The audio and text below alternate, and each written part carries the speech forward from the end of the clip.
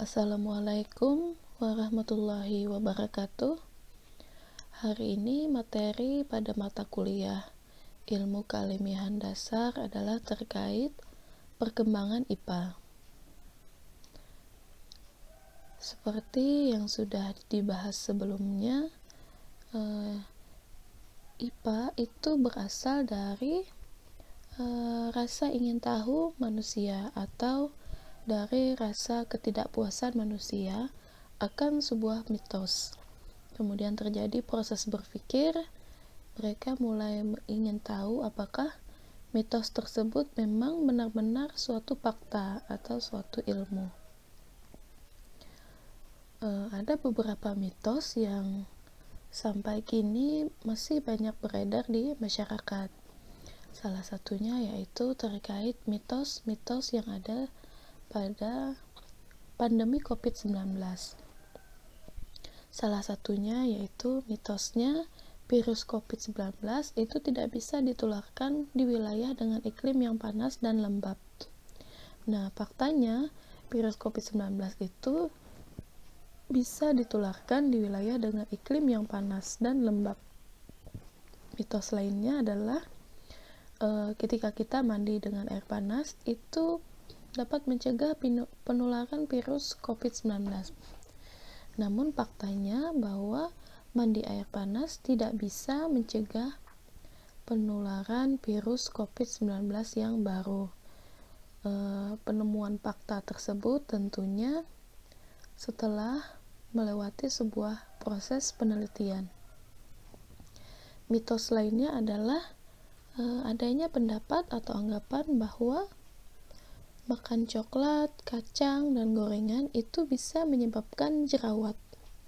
Bagi anak-anak yang usianya masih muda, itu biasanya sangat rentan dengan jerawat, sehingga ada beberapa yang beranggapan harus menghindari makanan-makanan yang dapat menyebabkan jerawat, seperti coklat, kacang, dan gorengan. Nah, pertanyaannya, apakah hal tersebut mitos atau fakta? Selanjutnya, ada juga salah satu mitos yang dipercaya oleh masyarakat. Di antaranya yaitu adalah masyarakat suku Dayak di Kalimantan Tengah. Ada yang berpendapat bahwa atau meyakini bahwa bajai itu dapat digunakan untuk mengobati jerawat. Mereka memperoleh pengetahuan tersebut berdasarkan info yang diterima dari para orang tua mereka dulu. Jadi ada yang menggunakan bajai untuk mengobati jerawat dengan cara meminum air rebusannya atau menghaluskan bajai tersebut kemudian dioleskan ke bagian wajah yang timbul jerawat. Nah, sekarang pertanyaannya, apakah benar bajai itu memang berkhasiat untuk mengobati jerawat? Karena tadi keyakinan masyarakat tersebut baru berdasarkan info atau informasi dari masyarakat terdahulu atau dari orang tua mereka, dari nenek moyang mereka, hanya berdasarkan pengalaman. Hal tersebut tentunya jika ingin diketahui kebenarannya perlu dibuktikan secara ilmiah dulu. Menggunakan metode ilmiah baru bisa disebutkan sebagai sebuah fakta. Selanjutnya, apa itu metode ilmiah? Metode ilmiah adalah suatu cara sistematis. Ingat ya, sistematis yang digunakan para ilmuwan dalam memecahkan atau mencari jawaban atas masalah yang dihadapi dari penelitian atau yang dihadapi dalam suatu penelitian. Jadi, suatu cara yang sistematis untuk mencari jawaban atas suatu masalah atau atas suatu pertanyaan. Kembali lagi ke bajai tadi, yaitu sebelumnya masyarakat meyakini bajai untuk mengobati jerawat itu masih dianggap sebuah mitos karena keyakinan tersebut masih berdasarkan keyakinan dari masyarakat. Belum adanya penelitian secara ilmiah. Pembuktian kebenarannya menggunakan metode ilmiah. Namun jika sudah dibuktikan secara ilmiah menggunakan metode ilmiah, baru bisa dikatakan sebagai sebuah fakta. Nah, adanya upaya untuk membuktikan kebenarannya menggunakan metode ilmiah atau penelitian secara ilmiah itu menjadi sebuah dasar bagi perkembangan IPA. Salah satunya di sini adalah perkembangan bagi ilmu biologi.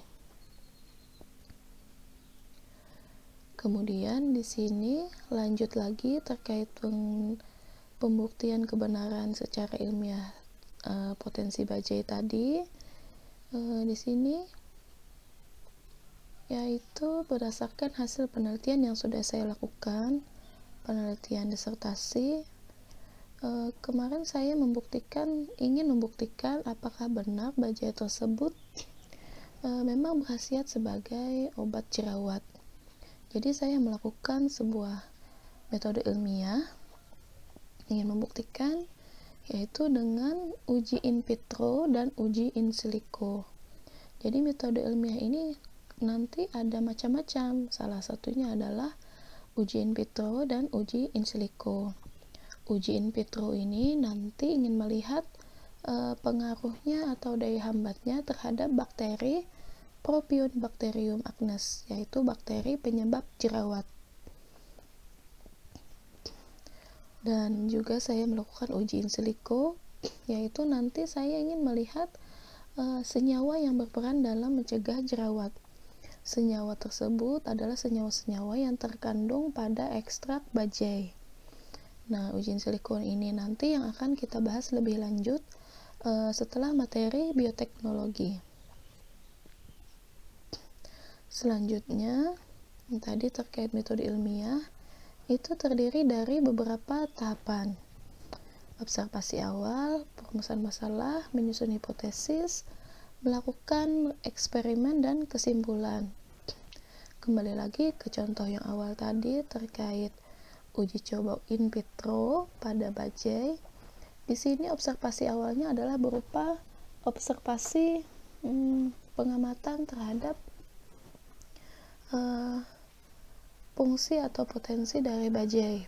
Kemudian dilakukan rumusan masalah, yaitu sebuah pertanyaan, apakah benar bahwa bajai berpotensi untuk mengobati jerawat? Kemudian disusun sebuah hipotesis. Hipotesis ini adalah sebuah jawaban sementara dari rumusan masalah yang telah disusun, yaitu hipotesis yang pertama, bajai memang berkhasiat untuk mengobati jerawat. Hipotesis kedua, bajai tidak berkhasiat untuk mengobati jerawat. Selanjutnya dilakukanlah penelitian, eksperimen tadi setelah sudah saya sampaikan, yaitu menggunakan uji in vitro, baru nanti ditemukan kesimpulannya. Nah, ini adalah tadi tahapan melakukan eksperimen, itu ada tahapan uji in vitro.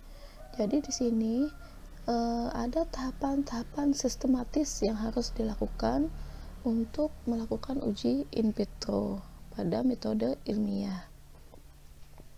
Hasilnya di sini bisa dilihat bahwa ternyata ekstrak bajai itu mampu menghambat pertumbuhan bakteri Propionibacterium acnes.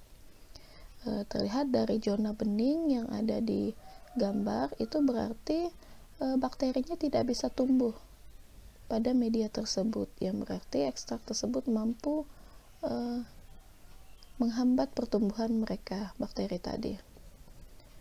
Jadi di sini sesuai dengan ayat Al-Quran bahwa memang segala sesuatu yang diciptakan Allah itu memiliki manfaat sebagai bukti kebesaran dari Allah.